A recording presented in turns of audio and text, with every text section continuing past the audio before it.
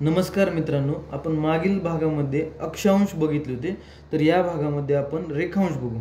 तर रेखांश म्हणजे पृथ्वीवर अर्धवर्तुळाकार काढलेल्या म्हणजे मानलेल्या उभ्या रेषांना रेखावृत्त किंवा रेखांश म्हणतात.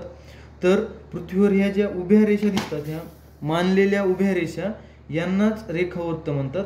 तर हे जे गुलाबी कलरमध्ये हायलाइट केलेले रेखावृत्त आहे, तर हे आहे 0 अंश रेखावृत्त. तर हे 0 अंश रेखावृत्त आहे. असे पृथ्वीवर 360 रेखावृत्त आहेत. पृथ्वीवर 360 रेखावृत्त आहेत. तर 360 रेखावृत्तच का आहेत? तर पृथ्वी ही वर्तुळाकार आहे. तर वर्तुळाचे माप असते 360 अंश. त्यामुळे पृथ्वीचे समान भागामध्ये विभाजन करण्यासाठी 360 रेखावृत्त काढलेले आहेत. त्यामुळे हे 360 रेखावृत्त आहेत. तर हे 0 अंश रेखावृत्तामुळे पृथ्वीचे 2 समान भागामध्ये विभाजन केले. हा पूर्व गोलार्ध आणि हा पश्चिम गोलार्ध.